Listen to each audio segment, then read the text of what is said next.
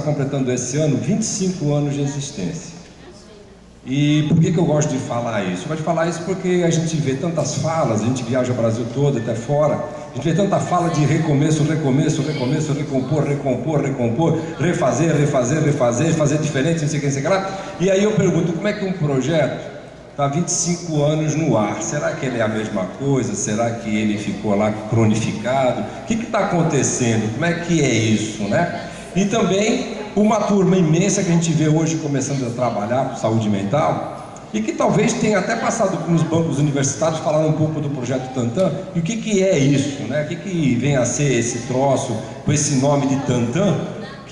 Tantan é um tambor, né? Tantan é aquele de pagode, né? Tantan é um gongo chinês, é isso que é Tantan, né?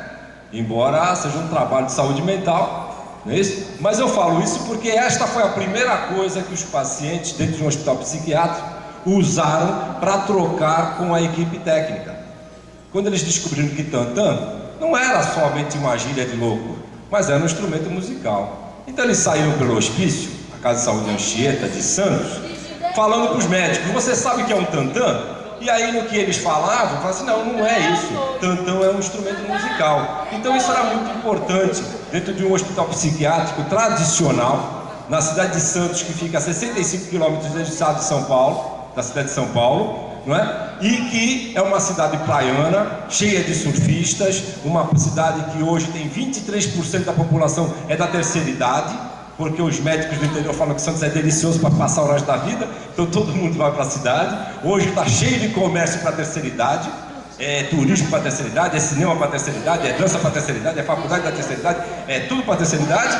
E nós tínhamos no meio da cidade o hospício chamado Casa de Saúde Anchieta, com 45 anos de existência na cidade, certo? E que o proprietário disso daí era o chefe da cadeira de psiquiatria na Faculdade de Medicina de Santos. Era um hospício com as figuras mais importantes da cidade, eram os proprietários desse hospício, tá certo? Em 89 foi feita uma intervenção municipal. Por quê? Porque os maus tratos eram muito visíveis. Tinham até inclusive anunciado naquela semana 3 mortes dentro do hospício. Então, Davi Capistrano, que é de Pernambuco, que era de Pernambuco, já falecido, um grande médico, era o secretário de saúde de Santos. E ele falou, com saúde a gente não brinca, é para agora. E aí nós fizemos a intervenção naquele dia, naquela hora que apareceu a 3ª morte nesse hospital. Então foi o primeiro lugar, vamos dizer assim, que fez um escândalo com essa questão da luta antimanicomial, essa questão das conferências de uma sociedade sem manicômios. Não. Foi o primeiro lugar que pôde colocar em prática, né, todo um pensamento, toda uma teoria, todo um colegiado, todo um conjunto de pessoas que vinham discutindo essa questão, né, que vinham criando uma militância em cima disso, mas independentemente de projetos como terapêuticos, como o Danice e outros mais, esse foi o primeiro que de fato invadiu. Vamos invadir, vamos destruir, vamos desmontar um hospício.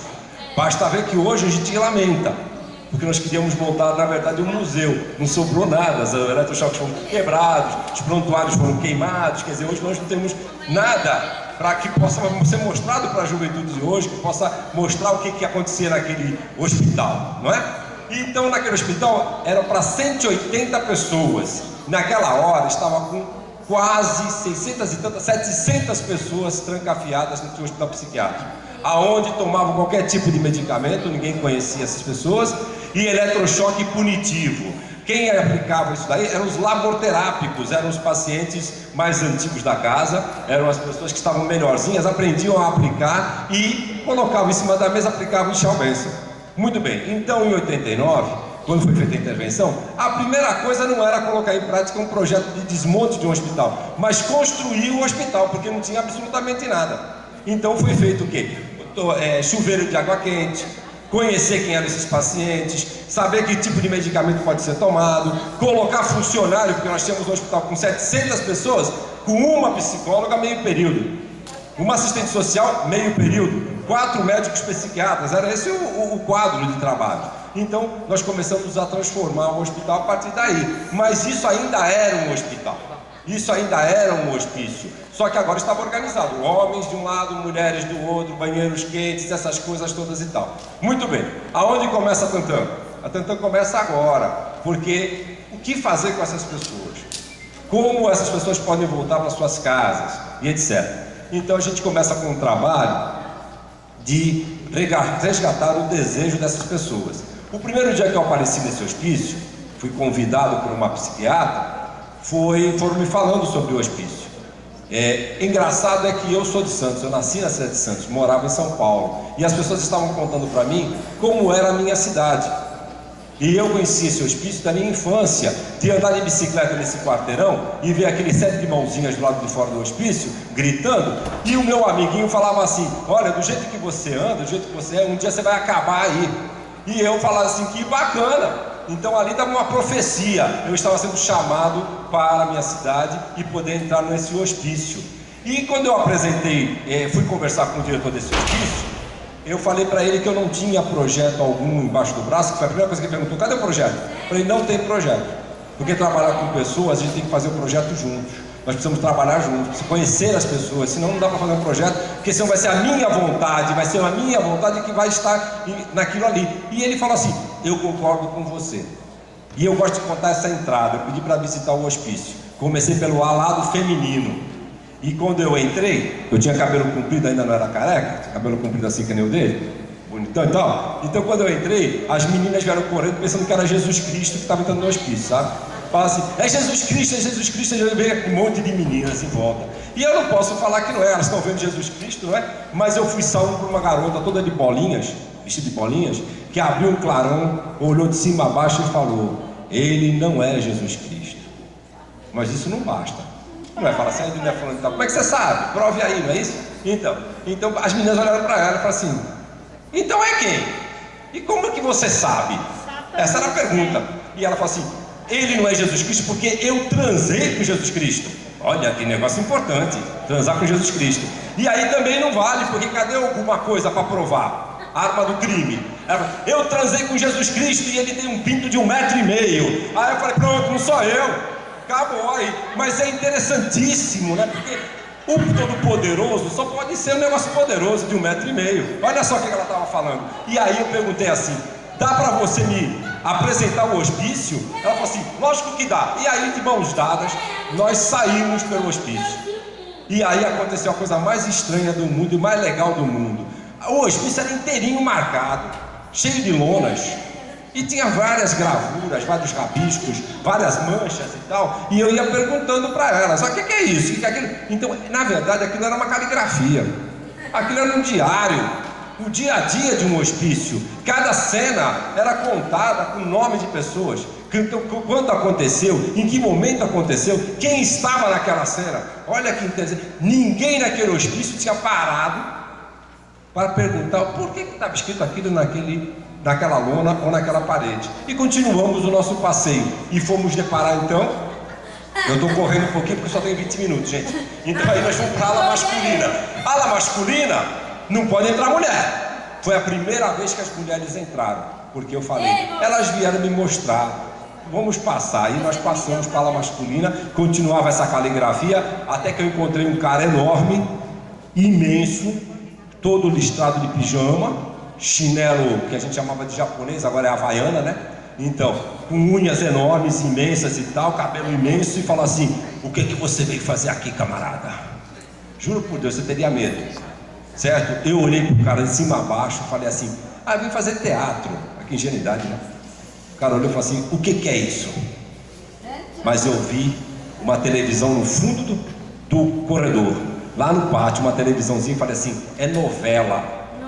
E ele fez assim: meu Deus, eu adoro novela. Eu adoro ver todas aquelas mulheres chorando, aqueles beijos, aquele homem imenso. Ficou uma moça e falou assim: e sabe o que eu queria, na verdade, fazer o papel de um papa. Falei: pronto, isso já é uma personagem. Um negão imenso levantou e falou assim: eu quero fazer o pirata. Falei: isso é teatro. Aqui está o pirata e aqui está o papa. E agora falta a história. O que aconteceu? O pirata invadiu o Vaticano e roubou todo o dinheiro do papa. E aí um banquinho do corredor já se transformou numa barca. E eles começaram então a fazer uma coisa de correr um atrás do outro e tal, não sei o que. Eu falei, bom, vamos por um final. Nisso, gente, já tinha uma galera enorme que estava em volta. Uns sabiam o que estava acontecendo, outros estavam ali porque fica ali mesmo, não é? Dentro de uma espécie de um pátio imenso. E aí, o final da história. Falei, o que vai acontecer? Eles conversaram lá baixinho e vieram mostrar o final da história. O final da história foi metade para o Papa, metade para o pirata, e o Vaticano fica duro, fica na lona. Eu falei, isso é teatro e tal, sei lá, ensinei o pessoal a agradecer e foi um aplauso só. E falei, vocês gostaram desse troço? Gostamos, tá? Então é o seguinte, segunda-feira, aliás, amanhã, nesta parede toda rabiscada aqui, eu venho pra cá pra gente fazer esse troço aqui, tal hora, tá ok? Tá bom, eu fui embora. Cheguei lá na diretoria e falei, eu vou ficar legal e tal, não sei o que, tudo bem. No dia seguinte, gente, eu vi o hospital pirado. Quando eu cheguei, estava batendo cabeça a enfermagem, estava batendo o pessoal técnico e médico. Falei, o que está acontecendo aqui? Aconteceu, não, aqui tem um pessoal que acordou muito cedo, está tudo encostado na parede e não sai de jeito nenhum. Aí eu falei assim, mas é que eu combinei com eles. Aí o cara disse, você está louco? Combinar com louco? Eu falei, mas combinei, ué, mas eles não vão ficar lá. E quando eu cheguei foi uma festa danada e nós começamos então, desta forma, a fazer o nosso trabalho. Não é? Qual era o trabalho? O trabalho simplesmente era fazer o que eles já faziam. Imitá-los.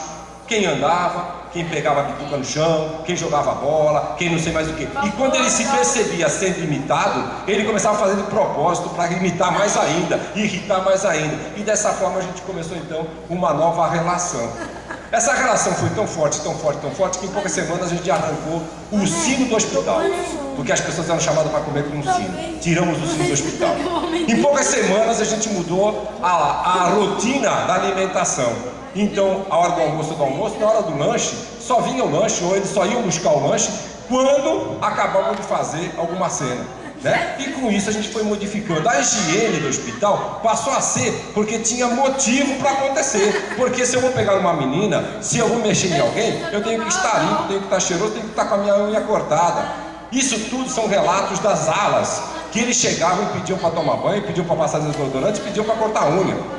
Não foi assim, esta é a ordem. Então foi a ação, o trabalho de teatro, o trabalho com o outro, o trabalho de estar com o outro, que foi dando o porquê de fazer essas coisas, não é? Isso foi muito bacana, foi bem legal. E aí nós montamos nesse pátio, gente, tudo que vocês possam imaginar. Romeu, Julieta, Carmen, todos os tipos de histórias, porque o que eu fazia era isso.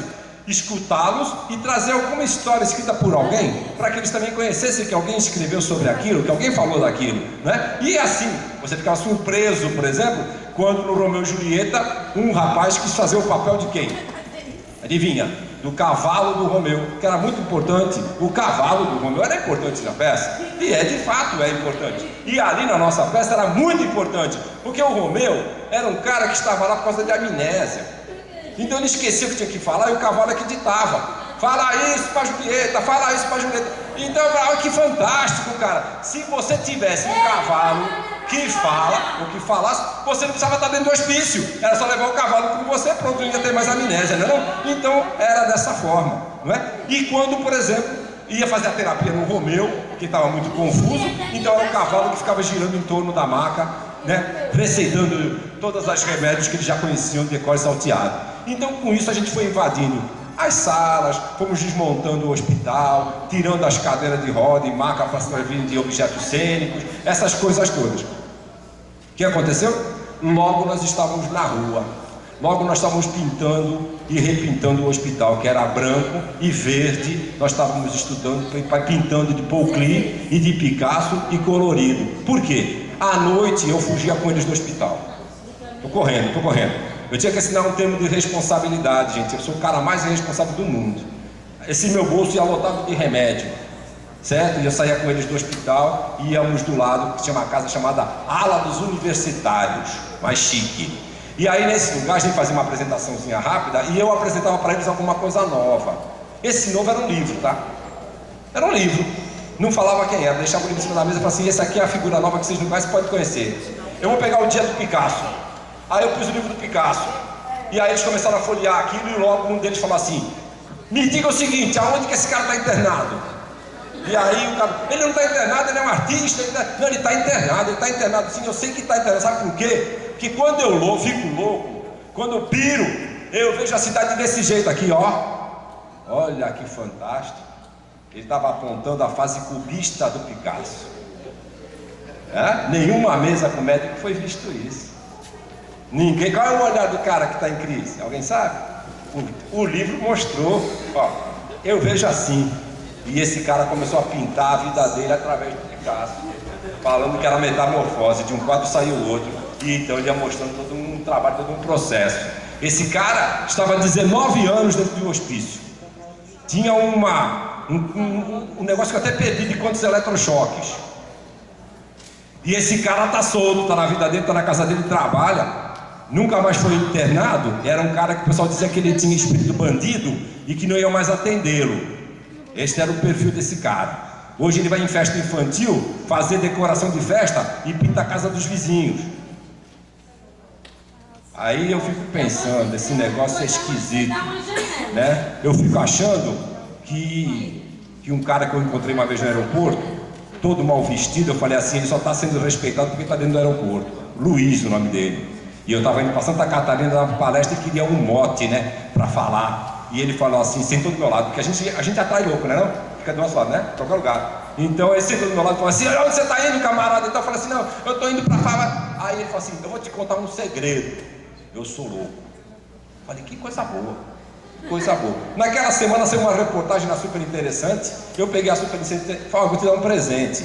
Aí quando ele viu o cara do Anchieta, eu fui internado aí no Anchieta, cara. Esse hospício é assim, assim, assim. Começou a falar e tal. Aí era a hora do meu voo. Eu perguntei, Luiz, vem cá, pelo amor de Deus. Me diga como é que você está curado. Você está lindo, maravilhoso, toda na tua vida. Ah, cara, eu estou curado. Totalmente curado. O que aconteceu? Meu pai morreu. Deixou toda a herança para mim, eu não sou mais louco, eu sou excêntrico. Então loucura é só uma questão de ponto de vista, gente. Entendeu? É da onde você está vendo, é muito fácil o negócio. É da onde você está vendo. Se você entrar ali no campo, você vai ver louco. Mas se você olhar na rua, você está vendo cidadão. É fácil, gente. É muito fácil. Entendeu? Quando ele pega o ônibus e atravessa, ele é um cidadão, ele paga a condução, ele sentou a bunda, entendeu? Tem dor de barriga, um está com dor de barriga, a menina está menstruada e ele está louco, qual é o problema? É fácil, gente. Agora, quando entra nessas instituições todas, aí fica louco, porque ali é o local da loucura. Se eu não fizer loucura, como é que vai ficar?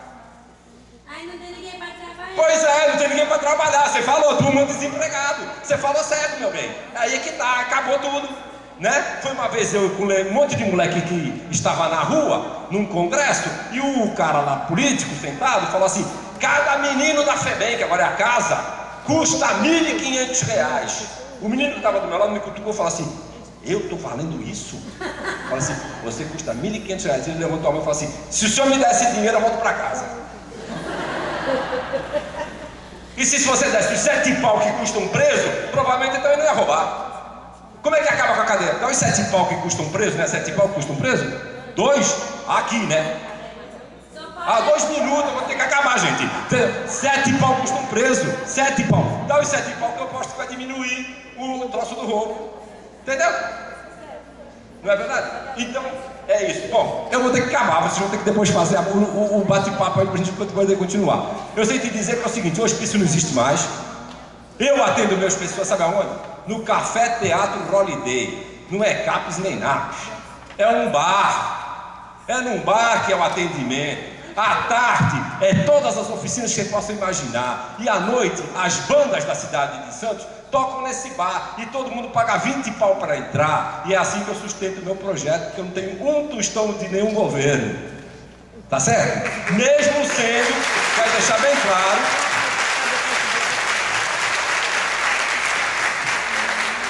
mesmo sendo o ministro da Saúde de Santos, seu Chirico, que deu aula comigo, o Roberto Ticanoli, que era o diretor, que eu fui lá falar para ele que eu ia fazer o projeto, que é o chefe da saúde mental, o Fausto Figueira, que é deputado, que é o assessor direto do senhor Arthur, mesmo todas as cabeças do Ministério da Saúde sendo de Santos, eu não recebo um tostão deles, tá certo? Então, meu filho, não é bem por aí como contam as histórias, não é bem como contam as histórias são assim, se você fizer isso, eu te dou isso, essa é a verdadeira história.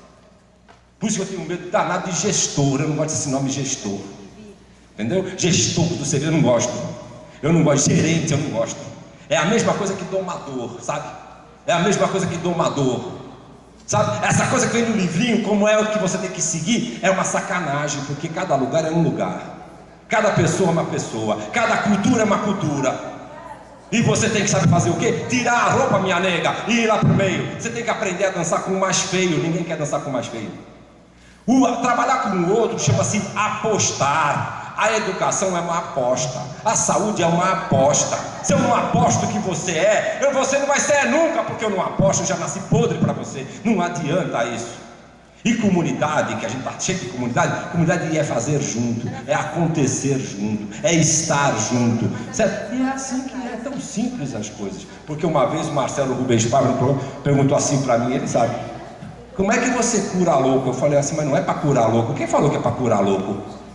Loucura é para a gente regar, ela deve crescer cada vez mais muita gente. O que a gente tem que tirar é a dor, porque quando a gente está com dor de barriga, a gente tira a dor, não tira a barriga, certo? Então todas as pessoas são loucas e elas precisam saber cuidar das suas loucuras, tá certo? E é isso, gente, obrigado. Um beijo pra vocês. Obrigado, Renato.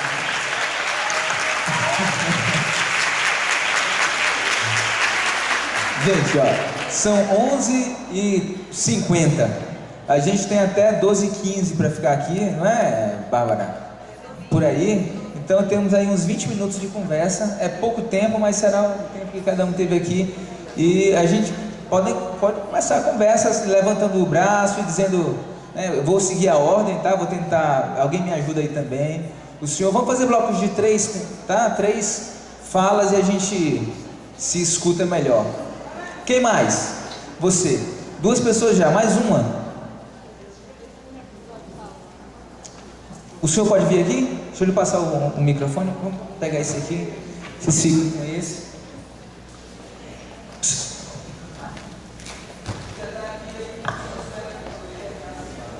outra pessoa for ganhando coragem até... Bom dia.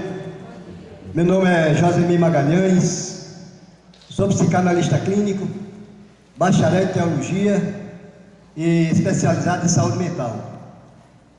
E eu queria agradecer por esse fórum, ter participação desse fórum hoje, porque nós temos que fazer uma reivindicação e eu espero que chegue até as autoridades competentes.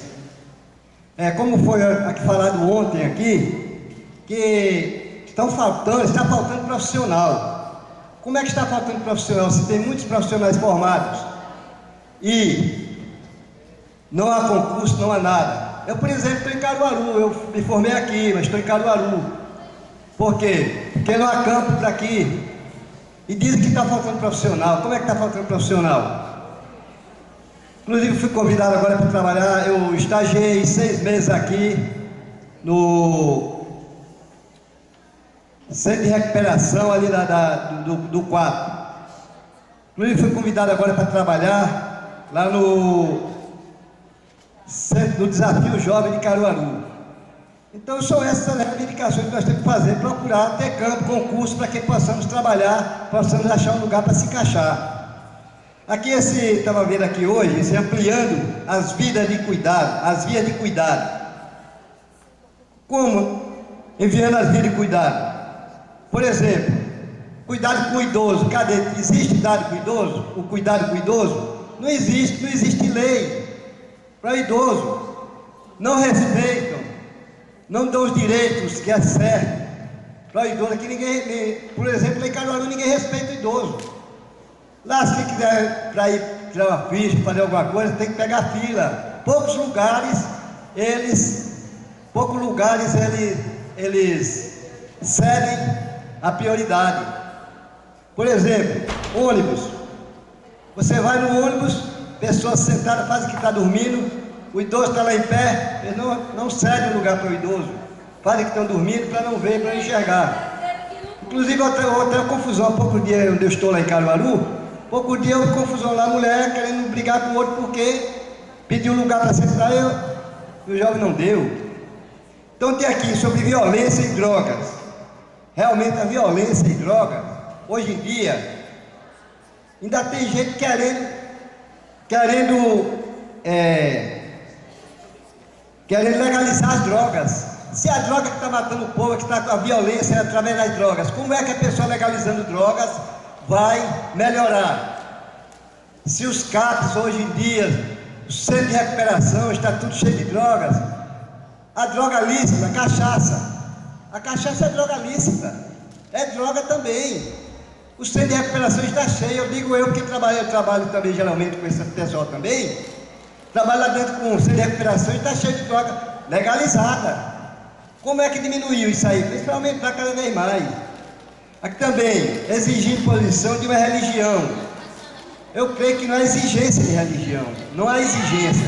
Há simplesmente uma procura. A religião é o único meio que afasta as pessoas das drogas e da violência. Ainda é esse motivo que afasta as pessoas das drogas. Não é exigência, é simplesmente procurar. E o que é que o governo quer fazer? O governo, em vez de procurar ajudar, está procurando dificultar. Estão querendo impor as ordens dele, que não pode mais colocar religião, eles querem botar que a pessoa pode ser livre e escolher o que quiser. Meu amigo, se tem uma instituição, se é uma instituição, a pessoa tem que ter regras, tem que cumprir regras. E o governo está querendo tirar essas regras. Como é que as pessoas vão ser curadas lá dentro? E também aqui sobre o corpo de a reforma de caráter LGBT. Nós trabalhamos com uma pessoa do LGBT, nós respeitamos, mas tem que agora dizer que cura gay, tem a reorientação. Nós podemos reorientar, mas até isso o governo está querendo tirar. Está querendo tirar também está querendo tirar também como a psicóloga Marisa Lobo foi agora caçada agora.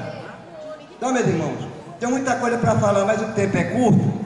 Então eu quero agradecer por essa oportunidade aqui e agradecer também por esse fórum que está acontecendo aqui em Juazeiro, que tenho o maior prazer de estar participando dele. Passando a falar para ti, depois o companheiro pediu a fala, pode vir mais para perto. Conversar. Quando formar, ame de coração, pois a dor maior é a dor da traição.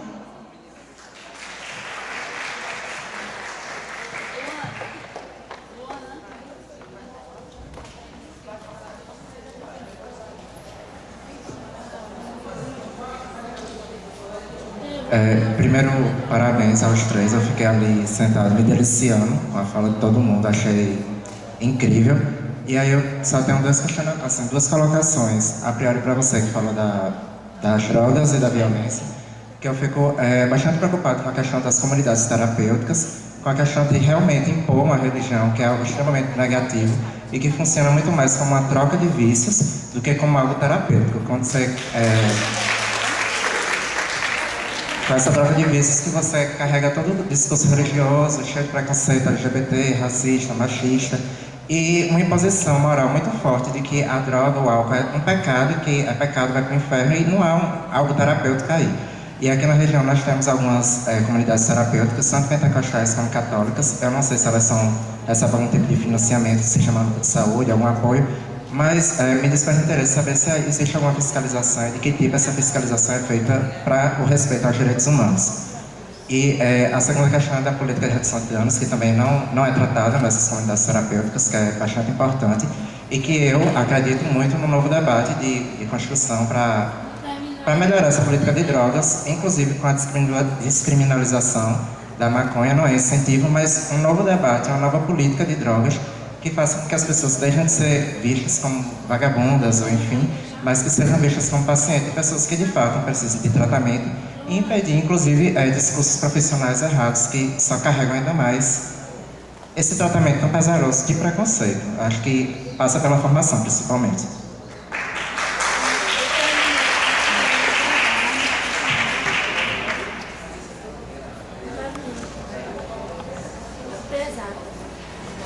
Bom dia ou boa tarde, bom dia, né? Vai estar almoçando. Meu nome é Leide, eu sou professora de História. Inicialmente eu quero dizer, Renato, você me emocionou profundamente. A sua fala, a sua vivência, a forma humana como você trata o portador de transtorno psíquico, que chamam de louco, me emocionou, porque eu sou uma das portadoras de transtorno psíquico que sofre todo tipo de preconceito que alguém pode sofrer. Embora eu seja formada em História, professora do Estado da Bahia e especializada em cultura afro-brasileira e africana.